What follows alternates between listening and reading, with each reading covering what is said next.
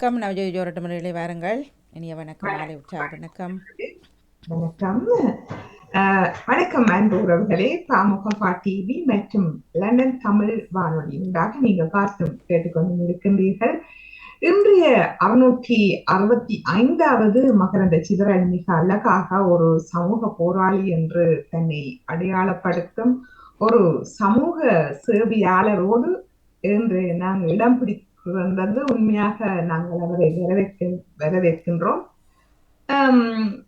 உண்மையாக நான் நினைக்கிறேன், இந்த பாமுகம் டிவி எல்லோருக்கும் தத்தமது கருத்துக்களை ஒரு சுதந்திரமாக வெளியிடக்கூடிய ஒரு ஊடகம் என்பதில் மிகவும் மகிழ்ச்சி உங்களை வரவேற்று நிற்கின்றோம். இலங்கையில் வடமராட்சி கரவெட்டியை பிறப்பிடமாக கொண்டவர் கவிஞர், இவர் ஒரு எழுத்தாளர், ஊடகவியலாளர்.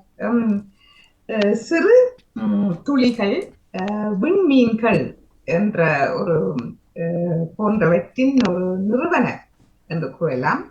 பல்வேறுபட்ட தமிழர்கள் குறித்த ஆய்வுகளை மேற்கொண்டு வருபவர், பழகுவதற்கு இனிமையானவர், தனக்கென்ற ஒரு சரியான கருத்துக்களை மிகுந்த துல்லியமாக அதோட ஆணித்தரமாகவும் அழகான இனிய தமிழில் கூறக்கூடிய ஒருவரை நாம் சந்திக்க இருக்கின்றோம். அதாவது நிலா பாலா. ரெண்டும் அழகாக இருக்கின்றது. வணக்கம் நிலா பாலா அவர்களே. வணக்கம்.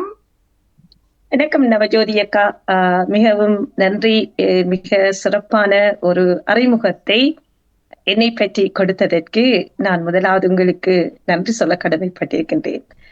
அத்துடன் உங்களை நான் அன்று, அதாவது கௌரிகாந்தன் ஐயா அவர்களின் புத்தக வெளியீட்டில் தான் நான் முதலாக சந்தித்தேன்.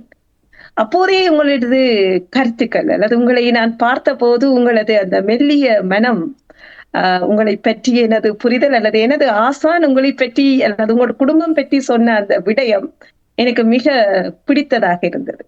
அதாவது உங்கள் வீட்டில் ஒரு வீட்டில் இரு துருவங்கள் என்று சொன்னார். எனக்கு அந்த வார்த்தை எங்களுக்கு 2020ஆம் ஆண்டே சொல்லியிருந்தவர்.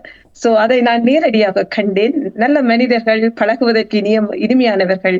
அந்த அடிப்படையில நீங்க கேட்கின்ற போது எனக்கு உண்மையாகவே அதை மறுதளிக்க விருப்பமில்லை. அதனால் இன்றைக்கு நான் வந்திருக்கிறேன். மிகவும் நன்றி என்னை இந்த இடத்தில் கூப்பிட்டதற்கும் என்னை அறிமுகப்படுத்த விரும்பியதற்கும் நான் எனது நன்றியினை தெரிவித்துக் கொள்கின்றேன் முதற்கட்டமாக. நன்றி நிலா பாலா அவர்களே. நிலா அந்த கூப்பிடுறது பொருத்தமாக இருக்கும் நினைக்கின்றேன். அதோடு உங்களையும் நான் ஒரு நாள் அறிமுகம் தான் உங்களோட கூடுதலாக அந்த அதுல முதல் கண்டுடனே கரித்தது அவள்தான். அந்த அந்த அறிமுகத்தோடு நான் கேட்ட உடனே நீங்களும் உடன்பட்டு வந்தீர்கள் இந்த இதை செய்ய வேணும்னு சொல்லி. ஆனா சில தடங்கள், பல தடங்கல்களின் மத்தியில் நீங்கள் இப்படி முன் வந்ததற்கு உங்களுக்கும் நீண்ட நன்றியை தெரிவித்து, எங்களுடைய உங்களை பற்றி, அதாவது உங்கள இருந்து பல விடயங்களை நான் ஒரு டக்குன்னு சொல்லக்கூடிய ஒரு ஆர்வமுள்ள ஒரு பெண்மணி என்ற விதத்தில் தமிழ் மக்கள் எல்லோருமே பெருமைப்பட வேண்டும்.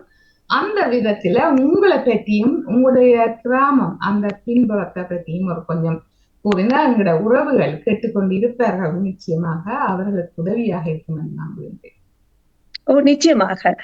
என்னுடைய கிராமம் ஒரு அழகான சின்ன கிராமம். அந்த அளவு தூரம் அந்த நாகரிகம் அதிக அளவில் வளர்ச்சி அடையாத கிராமம் என்று கூட சொல்லலாம். இப்போது நாங்கள் யாழ்ப்பாணத்துடன் ஒப்பிடுகின்ற போது வடமராட்சி மண்ணில், குறிப்பாக நான் வாழ்ந்த மண் கரவெட்டி மண், அந்த மண்ணில் நிறைய அறிஞர்கள், அரசியல்வாதிகள் பலர் தோன்றி இருக்கிறார்கள். உதாரணத்துக்கு பல பல அரசியல்வாதிகள், இன்றுள்ள அரசியல்வாதிகள் கூட கரவெட்டி மண்ணை,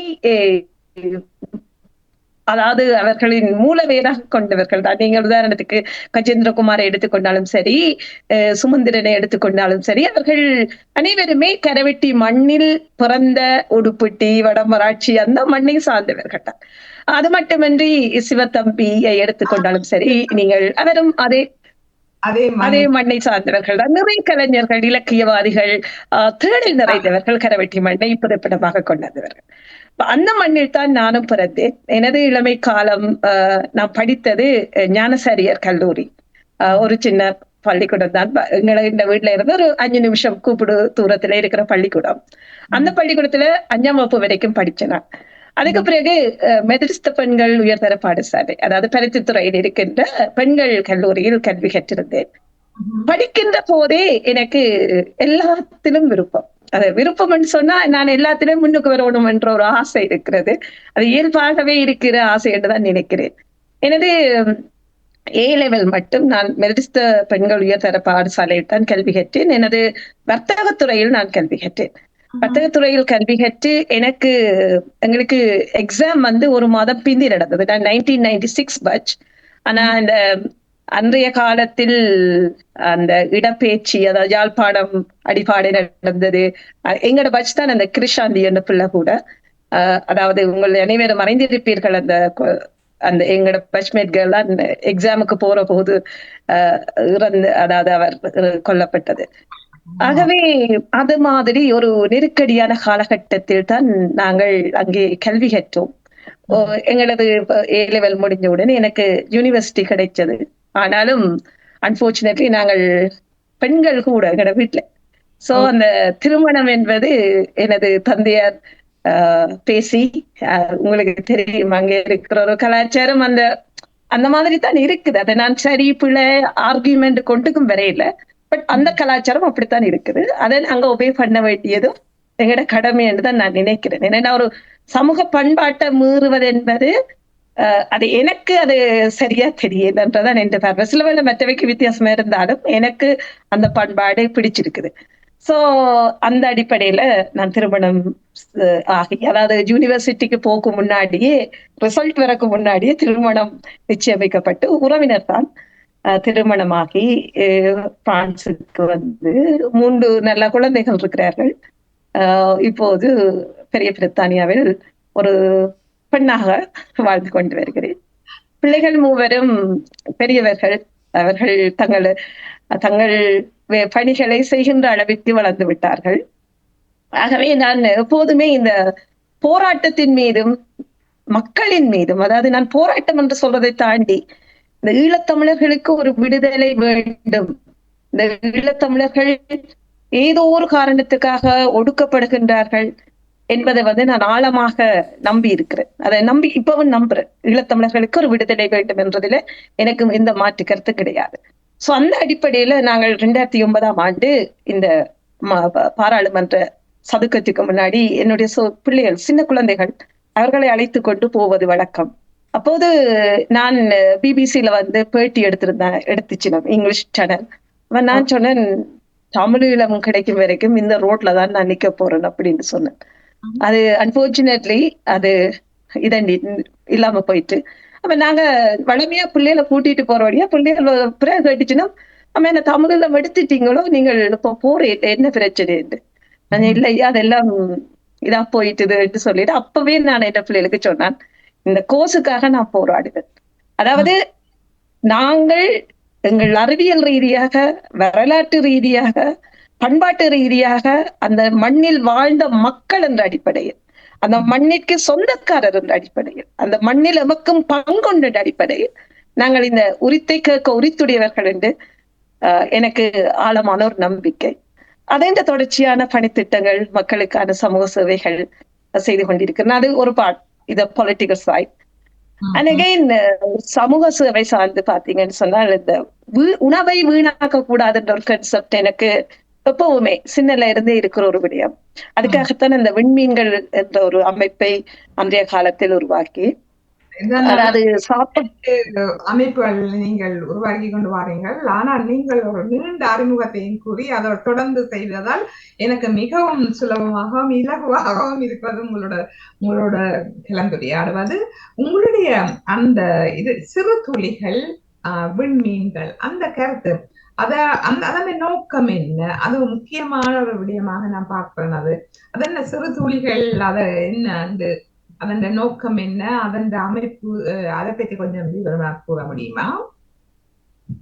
சிறுதுளிகள் வந்து ஒரு, அதாவது ஒரு லிமிட்டேஷன் இல்லாம இங்க யூகேல பதிவு செய்யப்பட்ட ஒரு என்ஜிஓ, நான் ப்ராஃபிட் ஆர்கனைசேஷன்.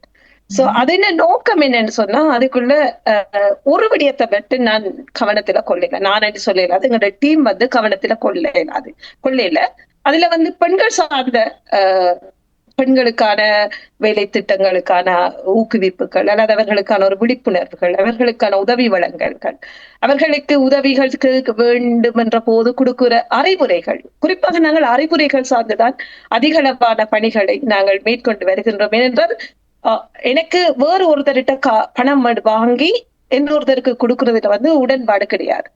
என்னுடைய சொந்த பணத்தை நான் கொடுப்பேன். மற்றவர்களிடம் ஏதாவது நிதி வாங்கி கொடுக்கறதுன்னா எனக்கு கொஞ்சம் எங்களுக்கு கொஞ்சம் ஒரு கஷ்டம் மாதிரி இருந்தது. ஏன்னா நான் ஒரு நீண்ட அனுபவத்தை அதில் பெற்றிருந்தேன். அதாவது நான் எனது சொந்த பணத்தை கொடுத்துமே அங்கே சில அனுபவங்களை பெற்றுக்கொண்ட அடிப்படையில் என்னுடைய படம் என்று சொன்னால் அவர்கள் ஏமாத்தினாலும் சரி, அவர்கள் எதை செய்தாலும் சரி, நாங்கள் எங்களை ஒருத்தரும் கேள்வி கேட்க மாட்டினோம். நீங்க ஏன் அது செய்தடி, ஏன் இது செய்தடி என்று. நாங்கள் வேறு யாரிடமும் அதை பெற்று கொடுத்தால் அதுக்கு நாங்கள் பொறுப்புள்ளவர்களாக இருக்க வேண்டும். அதனால நான் அந்த நிதிகளை வாங்கி கொடுக்கறதுகள்ல பெருசா ஈடுபடுறதில்லை. ஆனால் அறிவியல் சார்ந்து, பொருளாதாரம் சார்ந்து, விழிப்புணர்வுகள் சார்ந்து நிறைய பணித்திட்டங்களை செய்து வருது. அது பொலிட்டிக்கல் லண்டன்லயா நீங்கள் ஆரம்பிச்சு?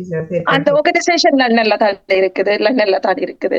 அதுக்குள்ள நிறைய நகரங்களை சுத்தப்படுத்தல், சூழலியல் சார்ந்த விழிப்புணர்வு கூட்டங்கள், பெண்கள் சார்ந்த விழிப்புணர்வு கூட்டங்கள், அதிக அளவில் இந்த மனதால் பாதிக்கப்படுகிறது அல்லது வயதானவர்கள் தமது பிரச்சனைகளை பகிர்ந்து கொள்ள முடியாத ஒரு சூழல் இருக்கின்றது. அது மட்டுமின்றி பெண்களுக்கு யாருடன் இதை பேச முடியும்? நாங்கள் பேசுவது ஒருத்தருக்கு போயிடுமா? தேர்ட் பர்சனுக்கு போனால் அந்த குடும்பத்துக்கு வெக்கம், அந்த ஒரு உண்மையை பேசுவதற்கு ஒரு மனிதர்கள் இல்லை என்ற ஒரு குறைபாடு இருக்கிறது. ஏனென்றால் எங்களிடம் கேட்டுட்டு வேற யார்கிட்ட போய் சொல்லிடுவினமா, அந்த ஒரு தயக்கம் எங்களோட சமூகத்தில இருக்குது. அப்ப இந்த நம்பிக்கையாக பேசுவதற்கு 4 பேர் தேவையாக இருக்கிறார்கள். அந்த பணியையும் நான் கடந்த காலங்களில் நீண்ட காலமாக செய்து வருகிறேன். அதாவது யாராவது என்னிடம் ஒரு பிரச்சனையை சொன்னால், அவர்கள் குடும்ப பிரச்சனையாக இருக்கலாம், எந்த பிரச்சனையை சொன்னாலும் நான் யாருக்கும் அதை ஷேர் பண்றது கிடையாது. என்னால் முடிந்த அளவுக்கு அவர்களுக்கு உதவி செய்து கொடுப்பது உண்டு. அதிக அளவில் இந்த சட்டங்கள் சார்ந்த சில கேள்விகளை கூட கேட்பிடும். எனக்கு தெரிந்த அளவுக்கு இப்ப நான் சர்ச் பண்ணி அந்தந்த டாக்குமெண்டேஷனை வாசிச்சு பார்த்துத்தான் அவர்களுக்கு சொல்ல, நீ இப்படி இருக்கு என்றாலும் நீங்கள் லீகல் பர்சனிட்ட அந்த அட்வைஸ் எடுத்துக்கொள்ளுங்கோ என்னன்னு சொன்னா அதுதான் சரியாக இருக்கும், நான் அதுக்கு எலிஜிபிள் இல்லை என்ற ஒரு விடயத்தையும் நான் அவர்களுக்கு சொல்லுவேன். ஆகவே இங்கே பெண்களுக்கு இவ்வாறான ஒரு சின்ன சிக்கல் இருப்பதை நான் கவனித்திருக்கிறேன்.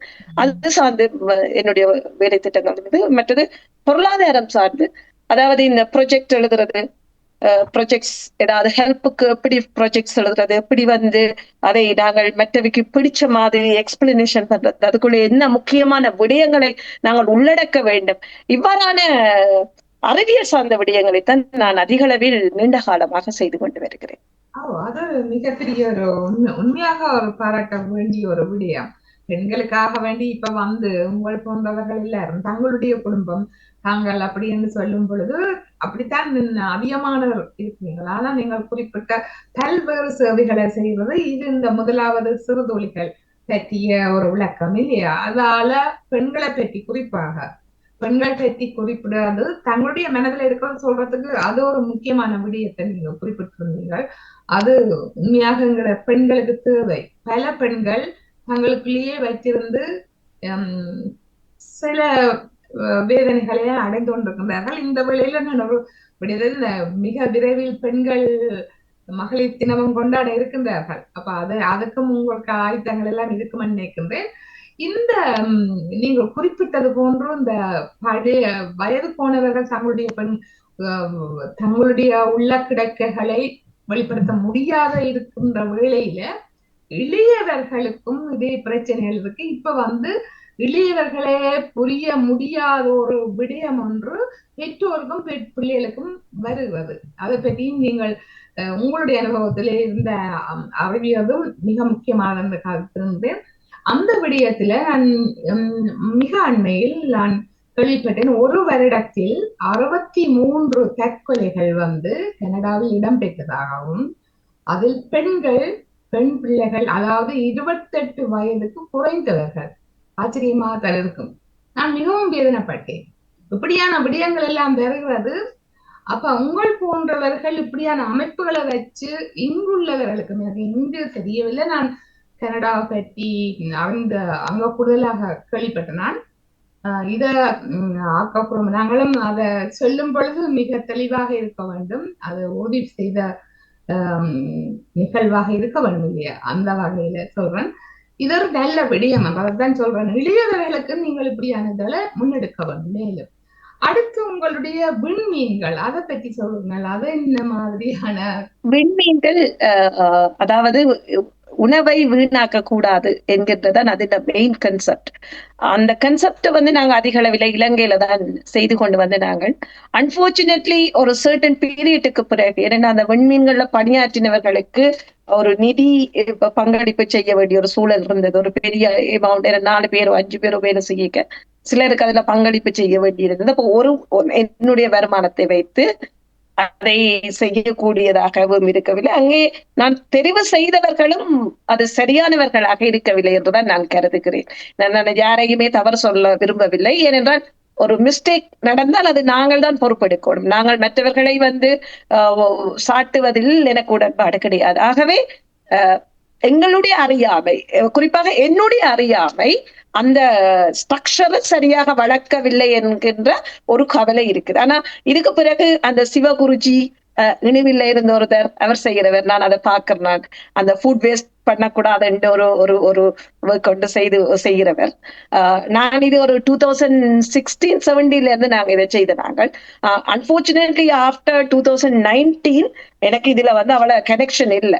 2019க்கு பிறகு நாங்கள் இந்த ஃபுட் வேஸ்டேஜ்ல அவ்வளவு கன்சன்ட்ரேஷன் செய்யல. மற்றது அதை எடுக்கிறது, பாதுகாக்கிறது, கொடுக்கிறது, அதுல சில இஷ்யூஸ் இருக்குது. உங்களுக்கு தெரியும், ஃபுட்டை எப்படி கவனமா ஹேண்டில் பண்ண வேண்டும். அப்ப அதுக்குள்ள சில ஃபேக்டர்ஸ் எல்லாம் அஃபெக்ட் பண்ண போகைக்குள்ள எங்களுக்கு அதுல கொஞ்சம் அதுக்கேற்ற எக்ஸ்பீரியன்ஸ் பீப்புள் இலங்கையில இல்லைன்றதும் இருக்குது. அதாவது அந்த ஃபுட்டை எப்படி பாதுகாப்பா எடுத்துக்கொண்டே மற்ற விட கொடுக்கறது, எத்தனை மணிக்கிடையில கொடுக்கறது, பழுதாகாம கொடுக்கறது, அப்ப நிறைய விஷயங்கள் இருக்குது.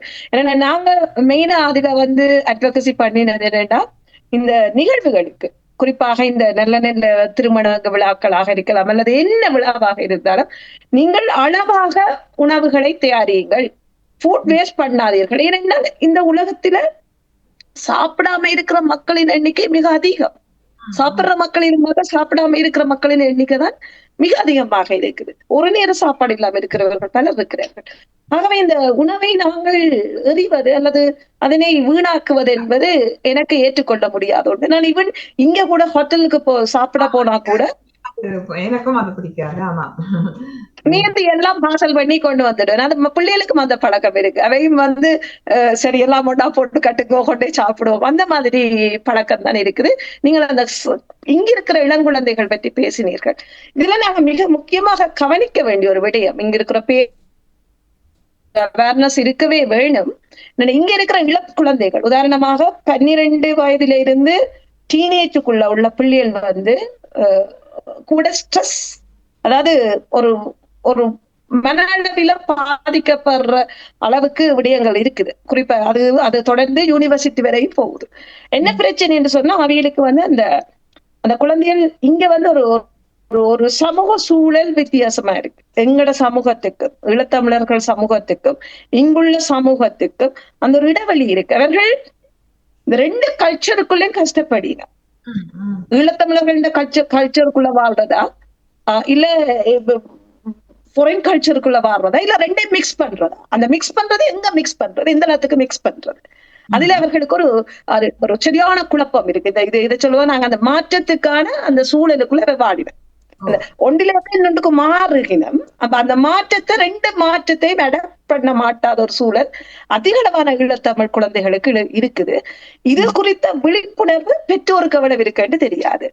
அப்ப அவைகள் என்ன, பிள்ளைகள் கவலை சாத்தி போட்டிருந்தா, அவ வெளியில வராம இருந்தா, ஆங்கிலம் பேசு, அதெல்லாம் அது நேச்சுரல் நினைக்கிறேன். அதெல்லாம் ஓகே, அது என்னோட பிள்ளை அப்படித்தான் இருக்க நினைக்கிறேன். நோ, வி ஹேவ் டு இதை பற்றி நாங்க கூட திங்க் பண்ணணும். என்ன நடக்குது, என்னத்துக்காக, முடிந்த அளவு பிள்ளைகளோட பேசோடும். ஆனா அது கொஞ்சம் கஷ்டம்தான். பிள்ளைகள் சொல்லுவினம், நாங்கள் எவ்வளவு பெரியாக்களா இருந்தாலும் எங்களோட பிள்ளைகளை எப்படி சொல்லுவின வேண்டாம், ஆமா உங்களுக்கு ஒண்ணும் தெரியாது, you know you don't have enough knowledge, right என்று சொல்லுவினம். என்னன்னா அவங்க என்ன நினைக்கணும், தங்களோட உலகம் ஒரு வித்தியாசமான உலகமாக இருக்கிறது. நாங்கள் ஒரு ஆர்டினரி பேக் ஹோம் ஸ்ரீலங்கன் தமிழ்ஸா இருக்கிறோம், இல்ல ஈழத்தமிழர்களா இருக்கிறோம் என்ற ஒரு தோட்ஸும் இவங்களுக்கு பெருசா ஒண்ணும் தெரியாத என்ற ஒரு மனநிலை அந்த பிள்ளைகளுக்கு இருக்குது.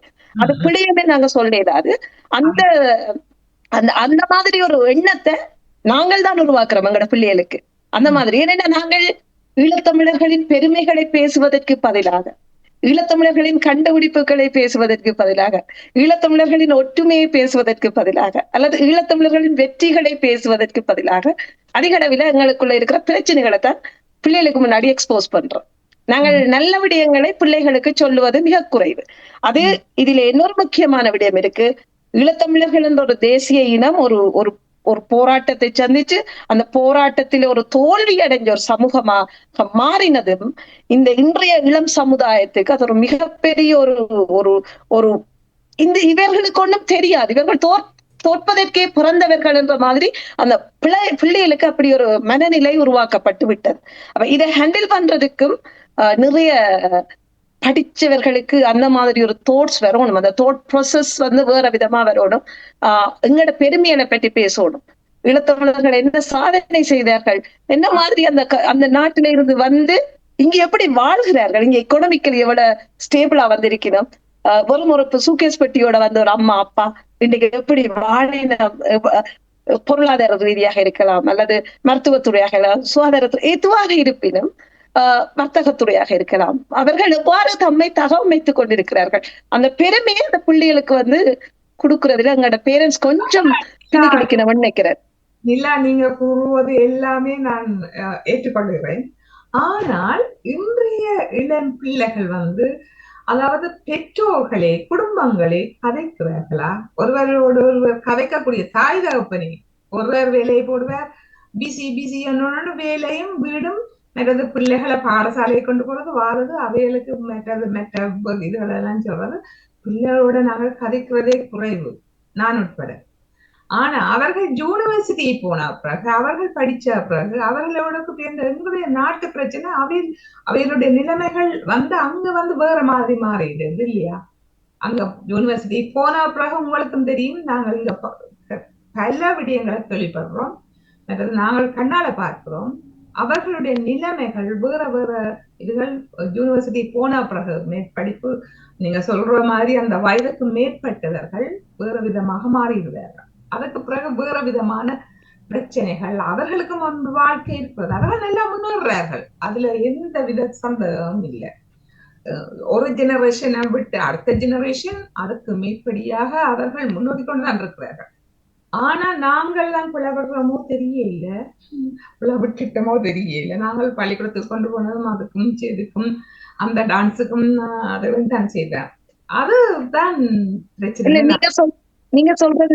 நீங்க சொல்றது மிகச்சரி. எங்கள் வீட்டில் இருந்துதான் நாங்கள் எங்களோட குழந்தைகளை போட்டியாளர்களாக வளர்க்கிறோம்.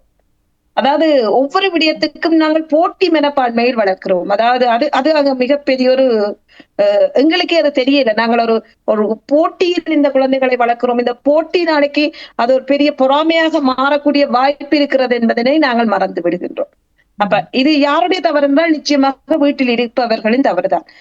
நான் என்னுடைய பிள்ளைகளுக்கு சொன்ன விடயம், நான் சொன்னேன், உங்களுக்கு படிப்பிக்கிறேன்னா நான் படிப்பிக்கிறேன், இயர் 5 மட்டும் நான் படிப்பிக்கிறேன், இயர் 7 மட்டும் நான் படிப்பிக்கிறேன், எனக்கு தெரியாத பாடத்தை நீங்கள் படித்துக் கொள்ளுங்கள், உங்களுக்கு அதற்கேற்ற வாய்ப்புகள் வசதிகள் அனைத்தும் இருக்கிறது, ₹1 கூட நான் உங்களுக்கு டியூஷனுக்கு செலவழிக்க நடக்க ஆசைப்பேன், நான் செலவழிக்க மாட்டேன், நான் இங்க உதவித்தொகை எடுக்க மாட்டேன், நான் இங்க நான் உழைச்சு நான் வாழ்ற ஒரு ஆள், உங்களுக்கு என்னால என்ன முடியுமோ அதைத்தான் நான் செய்வேன், ஆகவே நீங்கள் என்னுடைய விருப்பத்துக்குள் வாழ பழகை கொள்ளுங்கள் என்று சொல்லி நான் இந்த பிள்ளைகளோட டியூஷனுக்கு நான் A லெவல்லையும் விட இல்லை, O லெவல் வரைக்கும் விட இல்லை, ஒரு பெண்ணையும் நான் செலவழிக்கல டியூஷன் என்று சொல்லி. அப்ப இப்ப என்ன நடக்க போகுதுன்னு சொன்னா, நாங்க பண்ணுகின்ற போது அல்லது ஒரு ஒரு தேவைகளை குறைக்கின்ற போது அந்த குழந்தைகள் என்ன செய்வார்கள் என்றால் சத்தம்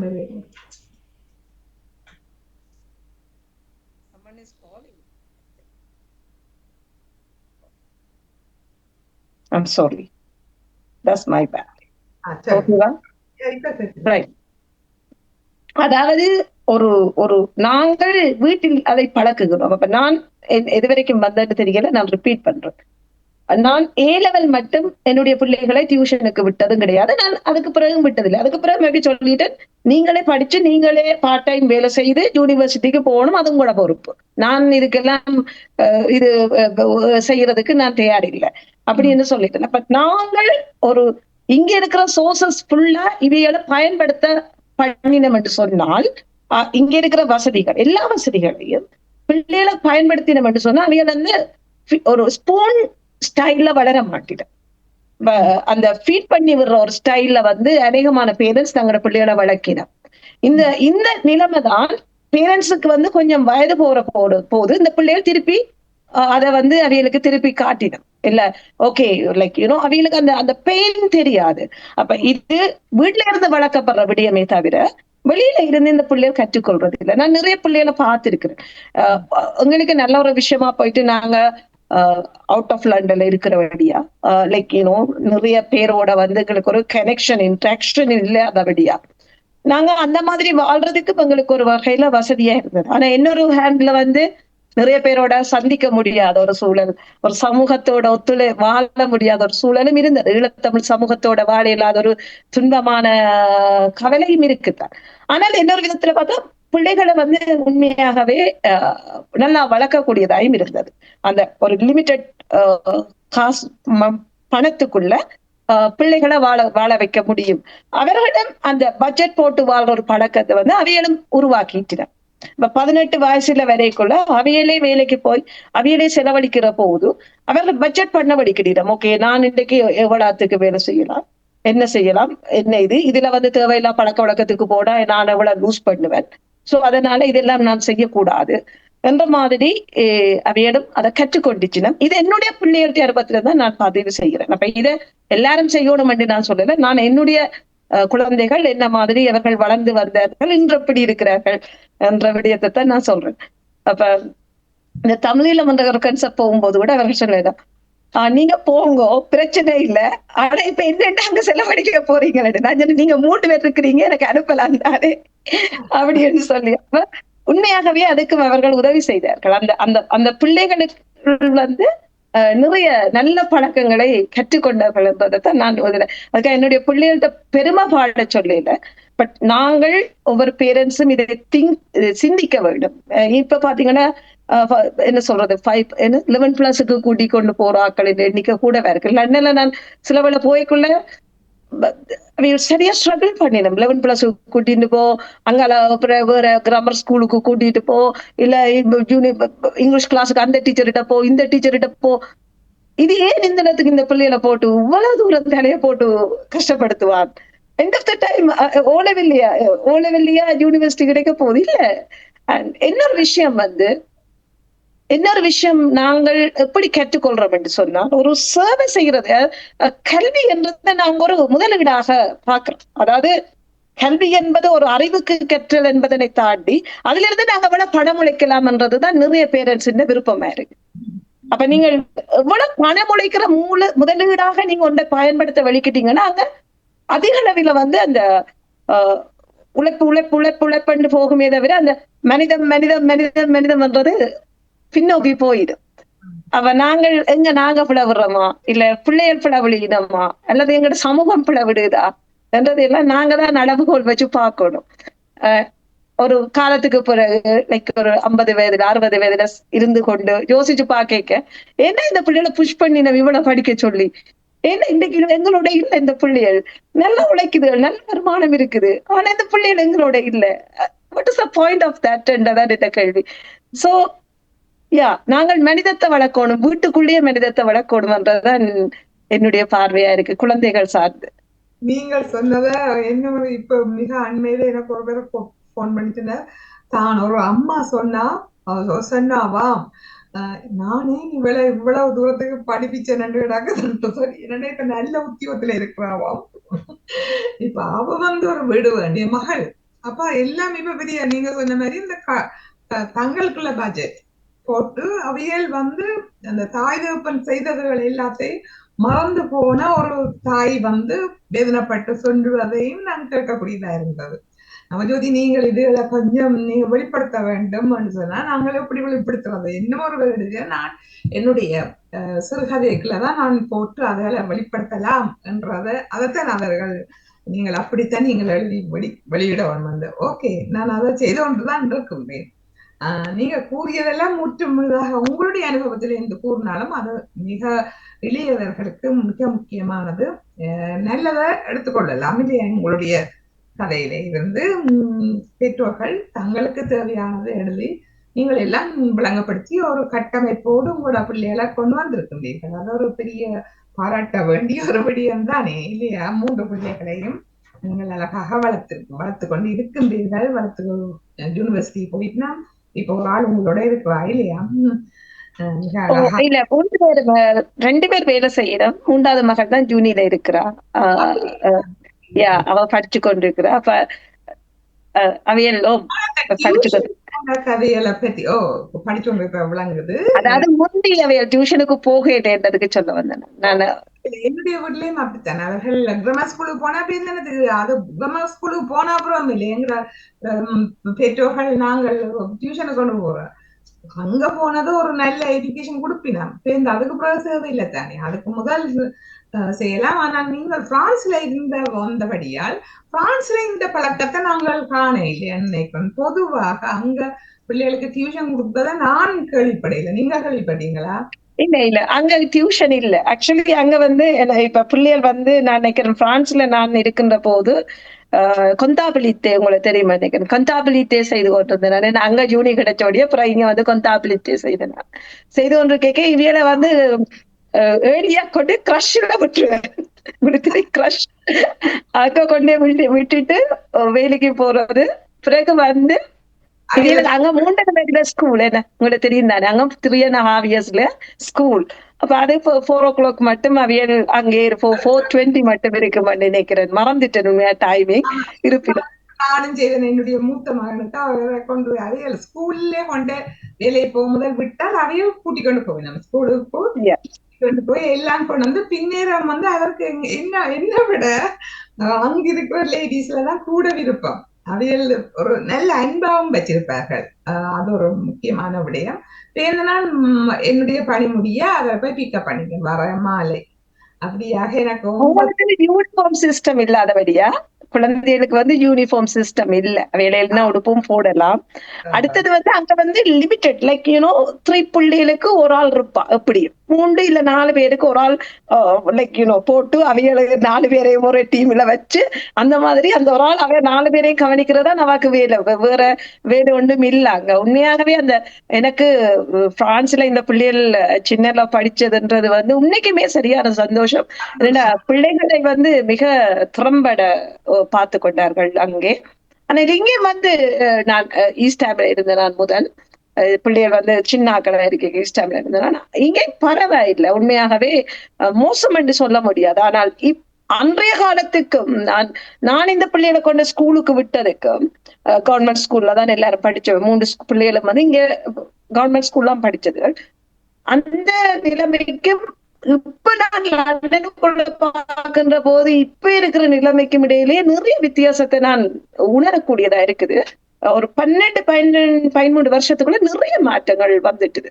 முந்தி இருந்த அந்த சிஸ்டம் கொஞ்சம் குலைஞ்சிட்டு மாதிரி நான் ஃபீல் பண்றேன். ஸ்கூல்ஸ்ல இருந்தாலும் சரி, வெளியில இருந்தாலும் சரி, சமூகங்களுக்குள்ள இருந்தாலும் சரி. முந்தியெல்லாம் நானு ஒரு பேங்குக்கு போனாலும் சரி, லண்டனுக்குள்ள ஒரு பேங்குக்கு போனாலும் சரி, they respect more and give respect more அந்த மாதிரி நான் ஃபீல் பண்ணேன். மேபி நான் நொட்டிங்கம்ல இருந்து இங்க சிலவோட பேங்குக்கு போய் அப்படி இருக்கோ தெரியல. பட் எனக்கு இங்க கொஞ்சம் வித்தியாசமா இருக்கு. உண்மையாவே லண்டனுக்குள்ள கொஞ்சம் வித்தியாசமா இருந்தது. 2-3 இடத்துக்கு போய் பார்க்கின்ற போது வித்தியாசமா உணர்ந்து. நீங்க கூறுவது எல்லாம் உண்மை. பாடசாலையிலேயே இப்ப ஆசிரியர்கள் மாணவர்களோட பழகிற விதம் கூட மிக மிக வித்தியாசம். அங்கு முந்தின மாதிரி இல்லை. இப்ப ஆசிரியர்மே பிள்ளைகளுக்கு பயப்பட வேண்டிய ஒரு காலகட்டமான ஒரு மாற்றங்கள்லாம் ஏற்பட்டு கொண்டு வருவது. அடுத்து உங்களுக்கு நேரம் நெருங்குவதால் இன்னும் முக்கியமான விடயம், நீங்கள் மக்கள் மிகவும் இப்ப இந்த தமிழ் அங்க இலங்கையில நீங்கள் இப்ப தொடர்ந்து என்ன செய்து கொண்டிருக்கு, நீங்கள் என்ன பணிகள் ஆற்றுகிறீர்கள்? அந்த விடயம் இலங்கையில என்ன செய்யறேன்னு சொன்னீங்கன்னா, சாரி எனக்கு உங்களோட ஊடகத்துல சொல்லலாமோ தெரியல. இந்த தமிழீழம் உருவாகும்ன்றதுல எனக்கு அசைக்க முடியாத நம்பிக்கை. ரைட். இந்த தமிழீழம் உருவாகணும் என்று சொல்லி சொன்னால் நாங்கள் நாடுகளுடன், அதாவது நாங்கள் ஒரு அரசாக எங்களை முதலில் யோசிக்கணும். ஈழத்தமிழர்கள் ஒரு அரசு, அவ்வாறு நாங்கள் சிந்தித்து இந்த அரசு இன்னொரு அரசோட அவ்வாறு பேரம் பேசும். ஒரு பேரம் பேசுவதன் ஊடாகத்தான் நாங்கள் எங்களுடைய இலக்குகளை அல்லது எங்கள் விருப்புகளை அடைய முடியும் என்கின்றதுல எனக்கு ஒரு அசைக்க முடியாத ஒரு நம்பிக்கை இருந்தது. அதனால நான் லாஸ்ட் 2 years லைக் இந்தியாவுக்கு போயிருந்தேன். இந்தியாவில போய் கிட்டத்தட்ட ஒரு 7-8 மாநிலத்துல அந்த நாட்டு அந்த மாநிலங்கள்ல இருக்கிற முக்கியமான ஆக்களுக்கு நாங்கள் எங்களோட பிரச்சனையை விளங்கப்படுத்தினோம். ஈழத்தமிழர் யாரு, இவர்கள் என்ன இந்தியாவிலிருந்து போனவர்களா, இல்ல இலங்கையிலேயே காலங்காலமாக வாழ்ந்தவர்களா, இல்ல ஈழத்தமிழர்களுக்கு தமிழீழம் என்ற ஒரு நிலப்பரப்பு ஏற்கனவே இருந்ததா, இல்ல திடீரென்று ஒரு 70-75 வருஷத்துக்குள்ள வந்த கன்செப்டா என்ற விடயங்கள் குறித்து ஈழத்தமிழர்கள்ல பலருக்கே அந்த தெளிவு இல்லைன்னு தான் நான் நினைக்கிறேன். I'm sorry to say this. நான் நிறைய பேரோட கதைக்கே கூட அதை சொல்லி இருக்கிறேன். ஏதோ தமிழீழம் என்றது சடனா ஒரு கடந்த 76 வருஷத்துக்குள்ள வந்த விடயம் அல்லது இந்த வட்டுக்கோட்டை தீர்மானத்தோட வந்த விடயம் என்ற மாதிரி சிலர் கதைக்கிற ஒரு நிலவைப்பாட்டை நான் பார்த்திருக்கேன். அப்ப அவர்களுக்கு பலருக்கு இந்த ஈழத்தமிழர்கள் ஒரு தேசிய இனம், இலங்கையில் 2 தேசிய இனம் தான் இருக்கிறது. ஒரு தேசிய இனம் என்றால் அதற்கான வரையறை நிறைய பேருக்கு தெரிகிறது இல்லை. அவர்கள் என்ன நினைக்கிறார்கள்னா அந்த நாட்டுல வாழ்றது எல்லாம் தேசிய இனம் நினைக்கணும். அப்படி இல்லை. ஒரு தேசிய இனம் என்பது அந்த மக்கள் அந்த நாட்டில் நீண்ட காலமாக ஒரு நிலப்பரப்பில் வாழ்ந்திருக்கணும். முதலாவது விடயம், ஒரு நாட்டில் வாழ்ந்திருக்கணும், நிலப்பரப்பு இருந்திருக்கணும். அவர்களுக்கு ஒரு தனித்துவமான மொழி இருந்திருக்க வேண்டும், அவர்களுக்கு ஒரு தனித்துவமான பண்பாடு இருந்திருக்க வேண்டும், அவர்கள் ஏற்கனவே ஒரு அரசாண்ட இனமாக இருக்க வேண்டும், அவர்கள் வேறு நாடுகளுடன் ராஜதந்திர ரீதியான வேலை திட்டங்களை செய்தவர்களாக இருக்க வேண்டும். அப்படி பார்க்கின்ற போது இலங்கையில் 2 தேசிய இனம் தான் இருக்கிறது. ஈழத்தமிழர்கள், இலங்கை சிங்களவர்கள். இவரை தவிர மற்றவர்கள் மக்களாக இருக்கிறார்கள். நாங்கள் மக்கள் என்று பார்க்கலாமே தவிர அவர்களை ஒரு தேசிய இனம் என்ற வரையறைக்குள் நாங்கள் போட முடியாது. அதனால நாங்கள் இந்த விடயங்களை ஈழத்தமிழர்களுக்கே இந்த சிக்கல்கள் இருக்கின்ற போது இந்தியாவில் பல்வேறுபட்ட மொழிகள், பல்வேறுபட்ட மாநிலம், பல்வேறுபட்ட இனம், அங்கு பல்தேசிய இனம் இருக்கிறது. ஒவ்வொரு மாநிலத்திலும் ஒவ்வொரு தேசிய இனம் ஆட்சி அமைத்திருக்கிறது. ஆகவே அங்கிருக்கிறவர்களுக்கு இங்கிருக்கிறவர்களின் அந்த அந்த பிரச்சனை என்ன என்றது குறித்தான ஒரு தெளிவற்ற சூழல் இருந்ததை நான் என்னுடைய அனுபவத்தின் ஊடாக கண்டுகொண்டேன். அதற்காகவே 8 மாநாடுகளை போட்டு, தமிழீழம் என்பது ஒரு புதிய கன்செப்ட் கிடையாது. 1621 ஆண்டுக்கு முன்னாடி தமிழீழம் என்னோட அரசு இருந்திருக்கு. இந்த சங்கிலியன் என்கின்றவரின் தோல்வியும் அவரை கோவாவில் கொண்டே கைது செய்து அவரை தூக்கிலிட்டதன் பின் தான் இந்த தமிழீழ அரசு என்பது அழித்து போனது. ஆகவே இந்த அரசை நீங்கள் உருவாக்குவதற்கு உதவி செய்யுங்கள். நீங்கள் தமிழீழம் உருவாகினால் தமிழ்நாடு பிரிந்து விடும் என்பது ஒரு திட்டமிட்ட பொய், ஒரு வதந்தி. அவ்வாறு ஒன்றுமே இல்லை. வங்கதேசம் உருவாகினதுக்கு பிறகு என்ன பக்கத்துல இருந்த பெங்கால் வங்கதேசத்தோட அதாவது பங்களாதேஷோட போயிட்டுது. அப்படி இல்லை. அது லேண்ட்லாக்ல இருக்கிற நாடாக இருந்தும் அது இந்தியாவை விட்டு போக இல்லை. ஆகவே இது ஒரு திட்டமிட்ட பொய்யும் சதி விளையாட்டுகளும் நடக்கிறது. ஈழத்தமிழர்கள் உங்களுக்கு பாதுகாப்பாக இருப்பார்கள், ஈழத்தமிழர்கள் அந்த நாட்டின் தேசிய என்பதை உணர்ந்து எங்களுக்கு உதவி செய்யுங்கள் என்கின்ற ஒரு ராஜதந்திர ரீதியான படித்திட்டங்களை நான் 2 வருடமாக செய்திருந்தேன். எல்லா மாநிலங்களுக்கும் பிரயாணம் செய்திருந்தேன். அது சிமோன் ரோப்ஸின்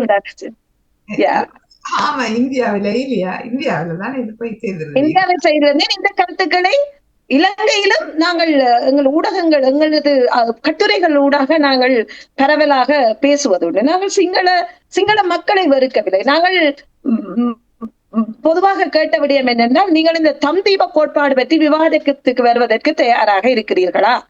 மகாவம்சம் என்கின்ற இந்த உங்களோட கட்டுக்கதையை நீங்கள் உடைச்சு கதைக்கிறதுக்கு ரெடியா இருக்கிறீங்களா?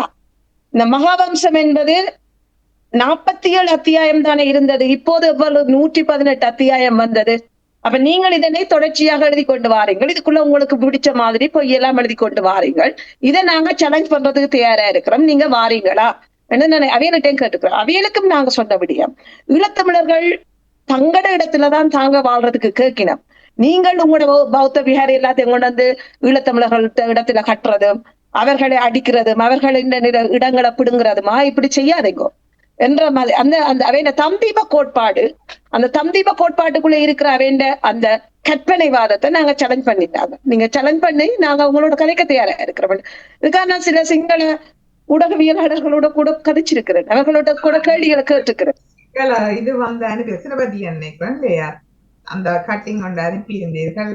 அதுலயும் அந்த அந்த நூல் குறித்தும் அந்த கட்டுரை குறித்தும்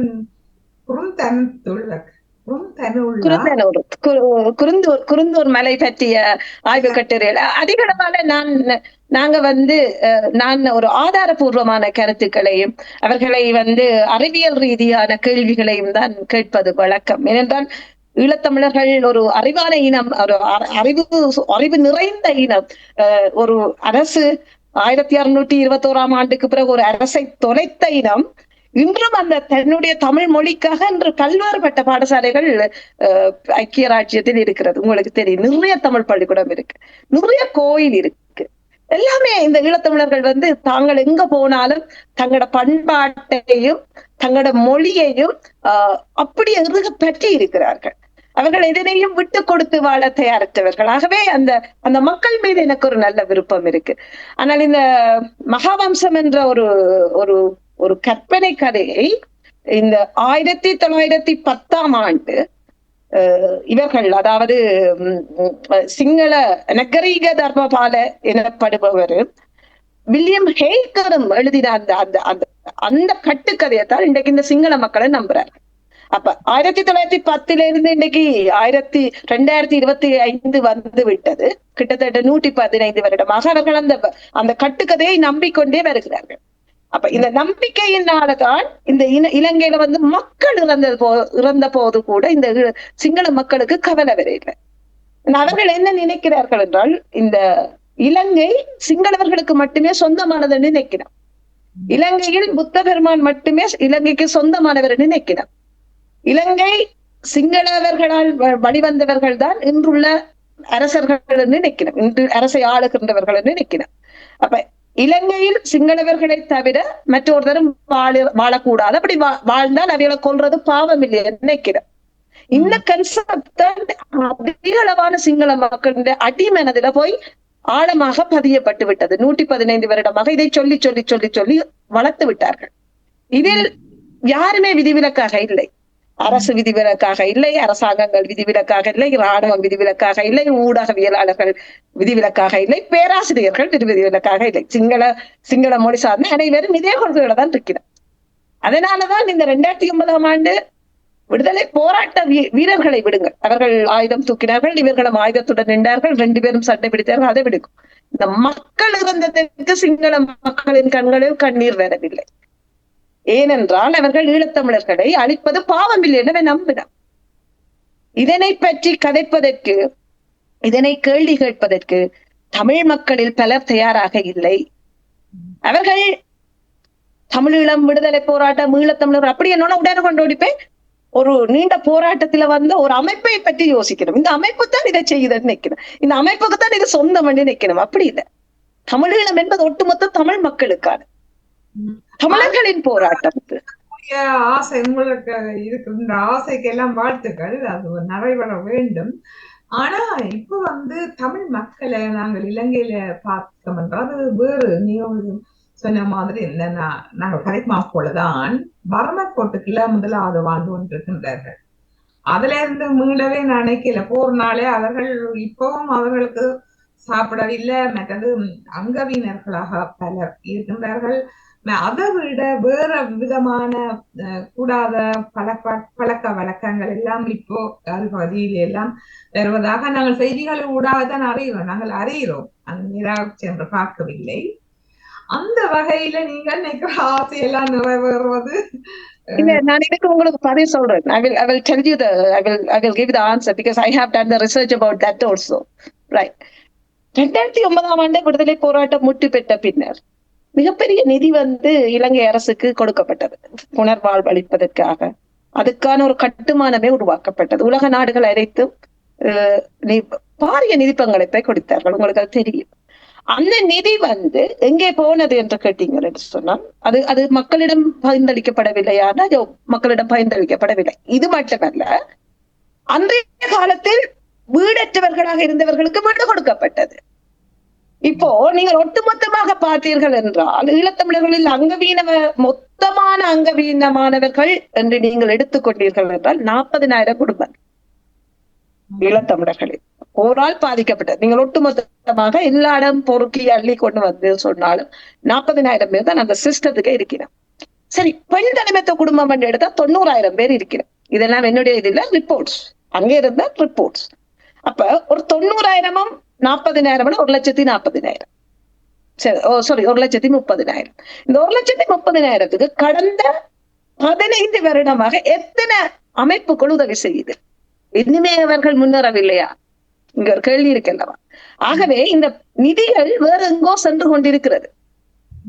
ஆக ஒரு சிஸ்டமேட்டிக் இல்லாம, நான் என்ன சொன்னேன் உங்களுக்கு முதலே, ஒரு வேலை திட்டத்தை செய்து போட்டு கைகளை விட்டு நிதி கொடுக்கவே இல்லைன்னு முடிவெடுத்தேன் நான் என்று சொல்லி சொன்னார். அங்கே சோம்பறிகளாக மாறிவிட்டார்கள் பலர். பொருளாதார அபிவிருத்தி முக்கியம் என்கின்ற மாதிரி, அதாவது அரசியல் பிரச்சனை இல்ல, பொருளாதாரம் தான் தேவை என்று சொல்லி ஒரு அட்வொகசி மிக பரவலாக 2010க்கு பிறகு சிங்கள அரசு சார்ந்தவர்களால் மிக வேகமாக கொண்டு செல்லப்பட்டது. அதுதான் இந்த புலம்பெயர் தமிழ் மக்கள் கூட அதிக அளவில் கதைக்கணும். அங்க சாப்பிட வழி இல்லாம இருக்கிறது. நீங்க யோசிப்பாருங்க, நாங்கள் படாத கஷ்டம் வாங்க இருக்கிறவங்க. நாங்க பில் கட்டணும், வேலைக்கு போகணும், மண்ணில ஒரு மரத்தை வச்சு சாப்பிட முடியுமா? இல்ல, ஒன்றும் இல்ல. இங்க இருக்கிற கிளைமேட்டுக்கும் நாங்க தான் கஷ்டப்பட்டு. நான் உண்மையாகவே இந்த கோவிட் வந்த டைம்ல எனக்கு டென்ஷன் வந்துட்டு, ஐயோ கடவுளே, தட்டி தவறிக்கு ஒரு சாப்பாடு இல்ல, செத்து போகிறேன். இலங்கையில இருந்தாலும் முருங்கை மரத்துல இருக்கிற முருங்கை காயப்பிடுங்க, அதையும் சமைச்சு சாப்பிட்டுட்டு தப்பிடலாம். இங்க ஒண்ணும் இல்லையா பாட்டு. நான் என்ன சொல்றேன்டா, அங்க இருக்கிற மக்களிலும் பார்க்க இங்க இருக்கிற மக்கள் தான் உண்மையாகவே மிக கடினமாக தங்கள் வாழ்க்கையை வாழ்ந்து கொண்டிருக்கிறார்கள். காலமபடிய வேலைக்கு போகணும், உழைக்கணும், பில் கட்டணும், அதுக்குள்ள ஒரு கொஞ்சத்தை மிச்சம் பிடிச்சு அங்க இருக்கிறவைக்கு அனுப்பணும். ஆக இங்க இருக்கிற மக்களுக்கு யார் உதவி செய்வர்? நீங்க இங்க இருக்கிற யூகே பூவட்டி எடுத்து பாத்தீங்கன்னா அவர்களிலும் அதிகமா இருக்கு. ரைட்? இங்க இருக்கிற நீங்க மக்களின் ஒட்டுமொத்த பூவட்டி, நான் இங்க இருக்கிற அரசு சார்ந்த இந்த ரிசர்ச்சுகளுக்கு எல்லாம் போய் கொஞ்சம் ஹெல்ப் பண்றேன்னா, நான் இந்த ரிசர்ச்சர்ஸ்களுக்கு போனா எனக்கு கொஞ்சம் டென்ஷனா இருப்பேன். நாங்க இலங்கையில கஷ்டப்பட்டா இங்க அதுவும் மோசமா இருக்கு, எவ்வளவு பெண்கள் எவ்வளவு கஷ்டப்படின நான் யோசிப்பேன். அப்ப நாங்கள் ஒவ்வொரு பிரச்சனைகளையும் பெரிதாக வெளியில் இருந்து வர செய்திகளை பார்க்கிறோம். நாங்கள் ஒரு சிஸ்டமேட்டிக் உள்ள வாழாமல் எங்களோட நிதியையும் எங்களோட உழைப்புகளையும் எங்களோட பங்களிப்புகளையும் வீணடிச்சு கொண்டிருக்கிறோம். எல்லாத்தையும் நான் 2020 2019 இந்த ஒரு பெரிய ஒரு அமௌண்ட் ஒன்று லொஸ் பண்ணதுக்கு பிறகு நான் ஒரு ஆர்டிக்கல் ஒன்று எழுதினேன். ஐயாசாமி மேல எல்லாத்தையும் ஒரு இதுக்குள்ள போர்ஷனுக்கு கொண்டு வந்துட்டு, கனடா நீங்கள் அம்பாறைய எடுங்கோ, பொறுப்படுங்கோ, யூகே திருவோணமலையை பொறுப்படுங்கோ, ஒவ்வொரு நாடுகளும் ஒவ்வொரு இடங்களை பொறுப்பெடுத்து அந்த இடங்களை நீங்க டெவலப் பண்ணுங்கன்னு சொல்லி, ராதர் எல்லாரும் எல்லாத்துக்கும் கொடுக்காமல் ஒவ்வொரு மாநில ஒவ்வொரு டிஸ்ட்ரிக்டை பொறுப்பெடுத்து அது அந்த மக்களோட டீடைல்ஸை ஃபுல்லா எடுத்து அவையில டெவலப் பண்ணுங்க. ஏன் சிங்கள மக்களுக்கு டெவலப் பண்ணுங்கன்னு சொல்லி சொன்னாங்க. நான் எழுதினேன் கட்டுரை. அது நிறைய பேருக்கு இவன் என்ன அப்படி சொல்லிட்டா அப்படி சொல்லி சோ என்ன பொறுத்தவரையில நான் இப்படித்தான் பார்க்கணும். ஒரு நிர்வாகம் சரியாக இல்லை என்பதும், இந்த நிர்வாகத்துக்குள்ள இருக்கிற சீரழிவுகளால் இந்த நிதிகள் எல்லாமே ஒரு முதலீடுக்காக மாறாமல் நுகர்வு பொருளாதாரமா மாறுறது என்பதும், இதனை எல்லாருமே தங்களுக்கு வசதியா பயன்படுத்தினோம் என்பதும், எல்லாரும் ஒருத்தரும் இதுல விதிவிலக்காக இல்லை, பலரும் அதை தங்களுக்கு சார்பாக பயன்படுத்திக் கொள்கிறார்கள் என்பதும் என்னுடைய பார்வை. நான் இந்த அனுபவத்தினூடாகவும் 2019 நான் அங்க போய் ஒரு சாதாரண ஒரு ஆளாக எல்லா இடமும் பஸ்ல டிராவல் பண்ணி பார்த்த என்ற ஒரு அடிப்படையிலும் இதை நான் பதிவு செய்து கொள்ள விரும்புறேன். ஏன்னா நிறைய விஷயங்கள் மாற வேண்டி இருக்கு. நிச்சயமாக நல்லது. நாங்கள் நம்முடைய உறவுகளும் கேட்டுக்கொண்டிருப்பார்கள், அவர்களுடைய கருத்துக்களையும் கேட்டுக்கொண்டு மிக அழகாக நல்ல அழகாகவும் நல்ல படபடண்டு எல்லாம் ஒரு சிந்தனை இல்லாமலுக்கு உங்களுடைய சொற்பொழிவு மாதிரி அது அப்படியே இதயத்திலிருந்து வெளிவந்தது. எல்லா விடயங்களையும் நீங்கள் ஆய்வு செய்கிற என்ற வகையில் பல்வேறு நூல்களை எல்லாம் வாசித்திருக்கிறீர்கள் என்றதும் தெளிவாக தெரிகின்றது. எங்களோட உறவுகளையும் அணைத்து அவர்களுடைய கருத்துக்களையும் கேட்டுக்கொண்டு இன்னும் உங்களுக்கு நிறைய சொல்ல வேணும் போல தெரிகிறது எனக்கு. இன்னொரு சந்தர்ப்பத்தில் செல்லலாம். ஆனா எங்களுக்கு நேரம் இருக்கும்போது நீங்களும் சொன்னீங்க நேரம் இன்றைக்கு இடையிலே ஒரு மாற்றம் ஒன்று ஏற்பட்டது இல்லையா? அதையும் மீறி இங்கு வந்தது. நாளைக்கு ஒரு ப்ரோக்ராம் வந்து நான் போஸ்ட்போன் பண்ணிட்டேன். நான் உங்களுக்கு சொல்லியிருந்தேன், நான் நிறைய வேலைகளோட கமிட்டட். சோ சில இடங்களுக்கு வாரன்னு சொல்லினா போகணும். பட் உங்களுக்கு நான் ப்ராமிஸ் கொடுத்துட்டேன். அப்ப உங்களோட ப்ராமிஸ நான் பிரேக் பண்ணல அது. So I say like okay, நாளைக்கு நான் பாக்குறது கொஞ்சம் லேட்டா போறேன், இல்ல நாளைக்கு மார்னிங் ஏர்லியா எழுப்பி பஸ் எடுக்க போறேன். No problem. நன்றி. உண்மையாக நீங்கள் அந்த அந்த ப்ராமிஸுக்கு நீங்கள் ஒரு சத்தியம், ஒரு ஆளுக்கு ஒரு வாக்கு கொடுத்தா அதை நிறைவேற்றுவதில் ஒரு அதையும் நாங்கள் மதிக்க வேண்டும் இல்லையா? நாங்கள் ஒவ்வொரு தரம் ஒன்றை செய்வோம்னு சொன்னா அதை செய்வது அதுவும் ஒரு நல்ல ஒரு பண்பு உங்களிடமிருந்து இருக்கக்கூடியதாக இருக்கின்றது. யாராவது இணைந்திருக்கின்றீர்களா? உங்களுடைய கருத்துக்கள் இவ்வளவு நேரம் நிலா நல்ல அழகாக பொழிந்தார் தன்னுடைய கருத்துக்களை. அப்ப உங்களுடைய கருத்துக்கள் சாந்தினி இருக்கிறவர் தெரியல, இன்றைக்கு இருக்கிறவர் தெரியல, எனக்கு தெரியல. வாணி மோகன் வாணி இருப்பான் நினைக்கிறேன், கேட்டுக்கொண்டிருப்பான். இருக்கிறீங்களா? போட்டு பார்ப்போம்.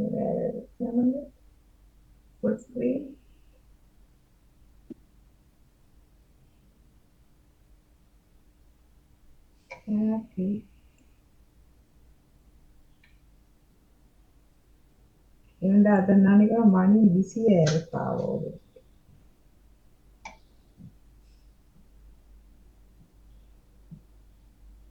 பரவாயில்ல, நாங்கள் விடைபெற்றுக் கொள்வோமா? வாணி மோகன் இருக்கிறீங்களா?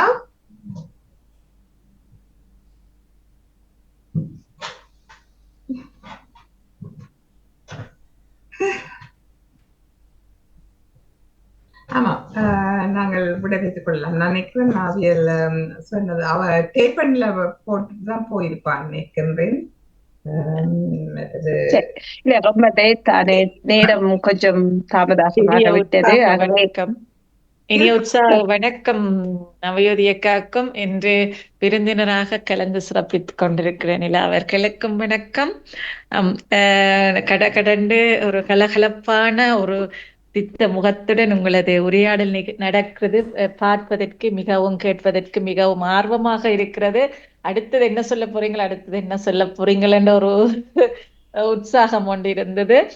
அழகாக உங்களது அந்த முதலே அதுல எழுதிக்கு அதில் எழுதி இருந்தீங்க நவயோதியக்கா குரூப்ல எங்கண்ட இது பற்றி எழுதியிருந்தீங்க, யார் வாரது என்று நிகழ்ச்சியில் என்று சொல்லி. அப்ப வாசித்த போது அறிந்து இது பார்ப்பதற்கு சுவாரஸ்யமாக இருக்கும் என்று நினைத்திருந்தேன். எழுத்தாளர், கவிஞர், உடவியலாளர் என்று சொல்லி பல பக்கங்களை தன்னகத்தே வச்சிருக்கிறார். ஒரு பெண்ணாக இருந்து பல பக்கங்களாக செயற்படுவது என்பது ஒரு இங்க இப்பொழுது சிரமமாக இருந்தாலும் சிலர் அதில் முன்னணியில் நிற்கின்றார்கள் என்றதையும் நான் இங்கு பதிந்து செல்கிறேன். மிக அழகாக உங்கள் பக்கங்கள் தொடர்கின்றன. நீங்கள் கதைக்கும் பொழுதும் ஒரு அழகு இருக்கின்றது. அதில் ஒரு பொறுப்பான ஒரு கதையாக இருக்கின்றது. அந்த ஒன்றை செய்யும் பொழுது, நிர்வகிக்கும் பொழுது அதை சரியாக நிர்வகிக்கப்படவில்லை என்ற அதையும் அழுத்தி கொண்டு போறீங்கள். மிக சிறப்பு. உங்களுடைய பணிகள் தொடரட்டும். வாழ்த்துக்கள். உங்களை போன்றே பலர் முன்வர வேண்டும் என்று இந்த தருணத்துல நானும் கூறிக்கொண்டு உங்களை இன்று இந்த பாமுகத்தின் ஊடாக மகரந்த சிதல் நிகழ்ச்சியில் பார்த்ததில் மகிழ்ச்சி. வாழ்க வளமுடன். நன்றி. நன்றி நவயோதியக்கா, நன்றி வாணியக்கா, நன்றி, வணக்கம். ரொம்ப நன்றி. உங்கள் வாழ்த்துக்கள் உண்மையாகவே சரியான சந்தோஷமா இருக்கு. நாங்கள் மீண்டும் மீண்டும் சந்திப்போம். நிச்சயமாக பெண்களாக எங்களால் முடியும் என்பதை நான் ஆழமாக நம்புகின்றன. ஒவ்வொருத்தருடைய திறமைகளையும் ஒன்றாக இணைக்கப்பட வேண்டும். நாம் வாழும் போது நல்லவர்களாக வாழ்ந்து இறக்கும் போதும் நல்லவர்களாகவே இறக்க வேண்டும் என்பது என்னுடைய தீராத ஆசை. அதற்கு எல்லோரும் நாங்கள் பணியாற்றுவோம். நீங்கள் அனைவரும் நல்லவர்களாக என்னை நான் சந்தித்தது உண்மையாகவே நல்ல சந்தோஷமா இருக்குது. நன்றி, வணக்கம். நன்றி நன்றி. பல நல்லவர்களாக இருக்கின்றார்கள், ஆனால் அந்த முன்னுக்கு போறதுக்கு தான் பின் நிற்கிறார்கள். யார் முன்னுக்கு போயினும் அவைக்கு பின்னால் 2 பேர் வருவினம். பேருந்து அதுல ஒரு ஆள் பக்கத்துல நிக்கிறாள் ஒன்று சொன்னால் அந்த 2ல ஒன்று நின்றுடுவர். அப்படித்தான் எங்கண்ட நிலையால் போய்கொண்டிருக்குது, பெண்களின் நிலைகள் போய்கொண்டிருக்கிறது. நான் சமூகத்தோடு சேர்ந்து இயங்கி சில இதுகள்ல இருப்பதனால நான் இதை கவனிச்சு கொண்டு வருகிறேன். எனக்கு பின்னால் 2 பேர் வரியினமெண்டா அந்த 2 பேருக்கு ஒரு ஆள் ஒன்று சொன்னிச்சுனால் அந்த ஒரு ஆள் ஐயோ என்ன பார்த்தாவே அப்படி சொல்லினோம், எனக்கு இது சொல்லினோம், நான் நின்று எந்த மனுஷன் அப்படி சொல்றாரு, எந்த பிள்ளை அப்படி சொல்லுது, எனக்கு பக்கத்துல இருக்கிறவ இப்படி சொல்றான்ட்டு உடனே இழுத்து அங்கே அவன் நின்றுடுவான். இல்லை நான் இதையும் கடந்து போகணும்ட்டு அவன் நிற்க மாட்டான். அப்படித்தான் எங்கட சமூகங்கள் இருக்கிறது. அந்த யதார்த்தத்தை நான் புரிந்துக்கணும். ஆனால் உங்களுடைய பேச்சுக்களும் உங்களுடைய கருத்துக்களும் நல்லா இருந்தது. நன்றி நன்றி. சாந்தினி, அது எதிர்த்தாலம்மா என்ன பிரச்சனைன்னா எங்கட சமூகம் பெண்களுக்கு இன்னும் அந்த சரியான முகாந்திரத்தை கொடுக்கவில்லை. நாங்கள் எல்லாத்தையும் போராடித்தான் பெற்றிருக்கிறோம். உதாரணத்துக்கு மேற்குலக நாடுகள் கூட அதைத்தான் கொடுத்தாலும் எடுக்கிறதுக்கும் தயாராக இருக்க வேண்டும். எடுக்கிறதுக்கும் தயாராக இல்லை என்பது உண்மைதான். என்னன்னா பயம், அந்த சமூக பயம் இன்னும். இப்ப நீங்க பாத்தீங்கன்னு சொன்னா உதாரணத்துக்கு ஒரு ஒரு ரீசன்ட்லி நடந்த ஒரு இன்சிடென்ட் எடுப்போம். வெரி ரீசன்ட்லி நடந்த ஒரு சம்பவம். அந்த ஈஸ்ட் ஹாம்ல ஒரு ப்ராப்ளம் வந்தது. எனக்கு உண்மையாகவே மிக மோசமாக என்ன மனதை பாதித்த விடயம். அதுல நிறைய ஆண்களும் இருந்தவ, ஒரு பெண் இருந்தவ, பாரதி இருந்தவ. அந்த பெண்ணின் படத்தை தான் இவர்கள் போட்டு அந்த பிள்ளைய புலி பண்ணி கொண்டிருக்கிறேன். இந்த கொஸ்டின் என்னன்னா, ஃபைன், உங்களுக்கு பாரதி சொன்னது பிடிக்கல, பாரதியின் கருத்து பிடிக்கல, பாரதிய பிடிக்கல, டசன்ட் மேட்டர். அது நீங்க எனக்கு அந்த புள்ளிய மட்டும் நீங்க புலி பண்ணணும். அதுக்கான காரணம் என்ன? இது இந்த சமூகத்துக்குள்ள இருக்கிற பெரிய குழப்பம். இது ரெண்டு பக்கத்து, அதாவது தாம் பெண்களுக்கு சம உடுத்து கொடுக்கிறோம் என்கின்றவர்களிடதும் பிரச்சனை தான், சம உடுத்து கொடுக்க மாட்டோம் என்று சொல்றாக்கடையும் பிரச்சனை தான். இந்த ரெண்டும் என்ன பிரச்சனை என்று சொன்னா, இவர்கள் கொஞ்சம் கொஞ்சமாக திருந்த வேண்டும். கொஞ்சம் கொஞ்சமாக அந்த பெண்கள் மீது வருகின்ற அந்த அபாண்டமான பழிகளை இவர்கள் கொஞ்சம் குறைக்க வேண்டும். அவர்களுக்கு அந்த பழக்கம் தொடர்ச்சியா வருது. ஏன்னா அந்த பண்பாடு அப்படித்தான் இருக்குது. இப்ப நாங்கள் இன்னொன்று பார்ப்போம்.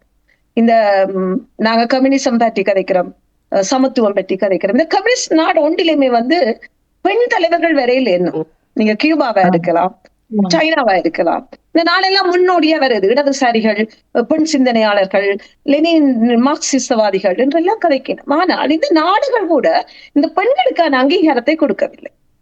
அப்ப இங்க என்ன நடக்குதுன்னா, இந்த ஒட்டுமொத்த சமூகத்திலேயுமே இந்த பெண்கள் தமது விருப்பை அடைவதற்கு அல்லது தமது அரசியலை அடைவதற்கு மிக மோசமாக போராட வேண்டியவர்களாக இருக்கிறார். நாங்கள் இந்த வாக்குரிமையை கூட நாங்கள் பெற்றது ஒரு 100 வருஷத்துக்குள்ள. மேற்குலகத்துல 126 வருஷத்துக்கு முன்னாடி எடுத்துட்டோம். மேற்குலகம் எடுத்துட்டு நியூசிலாந்து கொடுத்திருக்கிறோம் முதலாக. ஆனால் நாங்கள் பெற்றது, அதாவது தென்னாசிய மக்கள் பெண்கள் பெற்றது வெறும் ஒரு கொஞ்சம் காலம் தான். அப்ப அதுக்குள்ள இந்த 1931 பிறகு இலங்கையில அனைவருக்கும் வாக்குரிமை என்று வருது. ஐரோப்பா, அதாவது பிரிட்டன் ஒரு காலனித்துவ நாடு, அதே 1927 தான் அனைவருக்கும் வாக்குரிமை என்ற ஒன்றை கொடுக்குது. அப்ப நாங்கள் இதை புரிச்சு கொள்ளணும். 100 வருஷமே தாண்டி இல்லை. ஆக இந்த பெண்கள் சார்ந்த விடயங்கள் இன்னும் பின்னோக்கி தான் இருக்குது. அந்த சமூகம் கொஞ்சம் கொஞ்சமாகத்தான் மாறி வருவதை நான் நம்புறேன். எனக்கு நாங்கள் கொஞ்சம் போவட்டா நிறைய வேலை செய்யணும் நினைக்கிறேன். நன்றி